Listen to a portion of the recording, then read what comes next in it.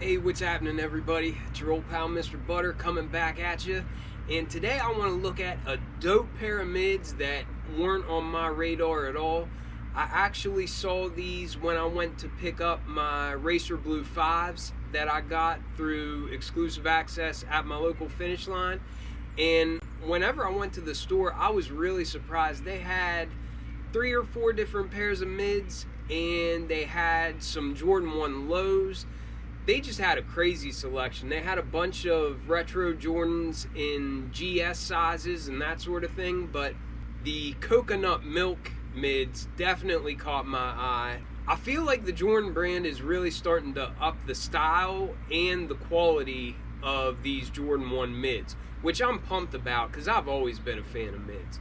I made a video just briefly showing some of the heat that they had at my local Finish Line, and it really does get me pumped because it makes me feel like it did when I was like in school shoe shopping, you know, back in the 90s or whatever. You didn't just have to get lucky to get one pair of Jordans. You could look at the wall in Foot Locker and think, which pair do I want the most? But anyhow, if you're into kicks and you feel like hanging out, then hit that subscribe button.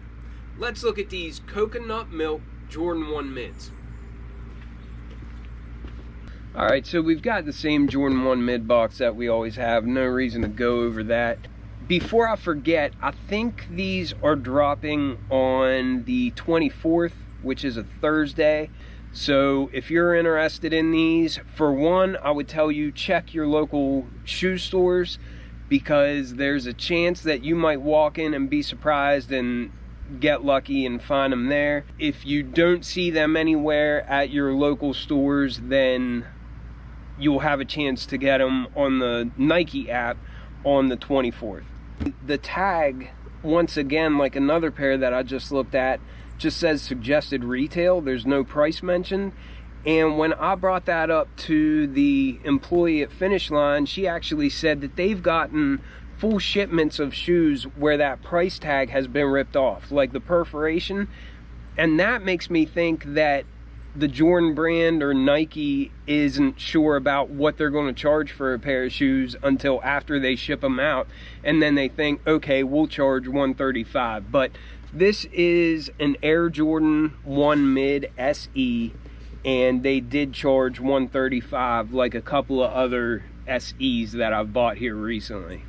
The colors are labeled as coconut milk, and this is my favorite size to get, 10.5.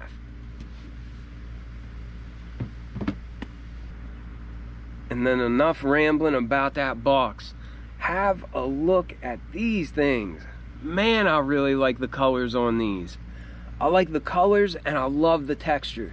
I really like, typically I'm not a fan of having like this canvas or whatever, but I really like the warmth and the texture that it gives on this shoe. I like how there's a darker shade of gray suede on the front, and then on the back it's a little bit lighter. And I think this Wings logo looks really cool, matching the canvas material that we have for the base of the upper.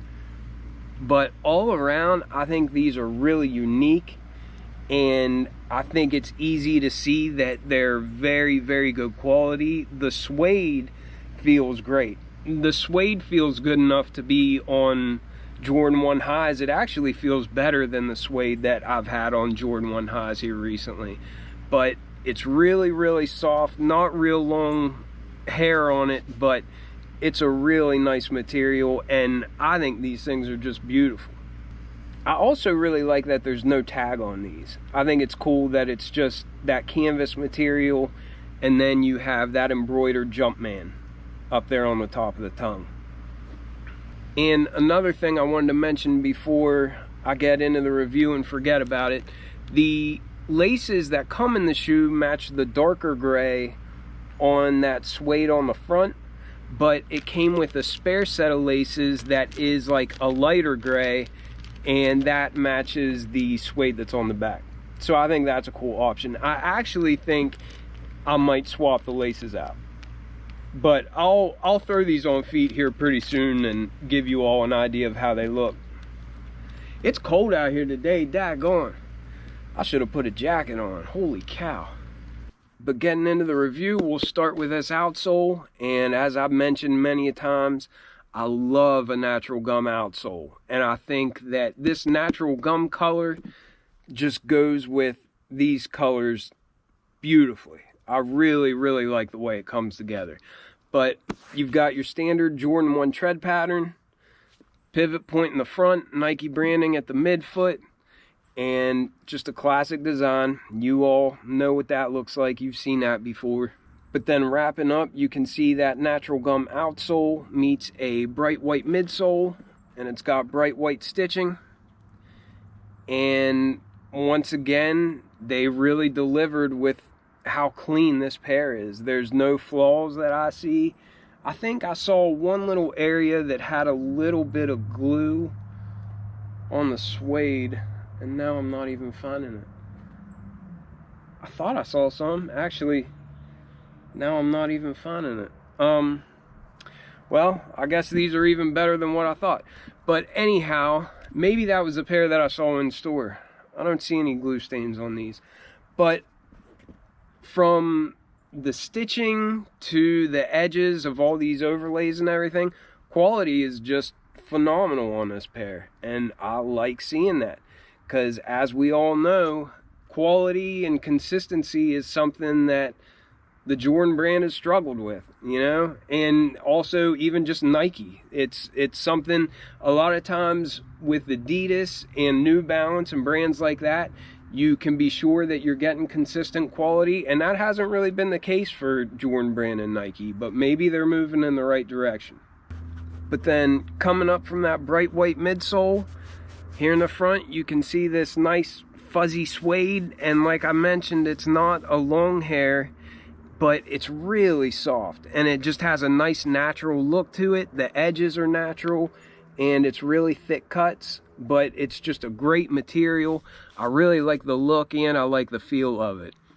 And on all these suede overlays, the stitching matches, but you've got this darker suede down here on the mug guard, then going up the eye stays.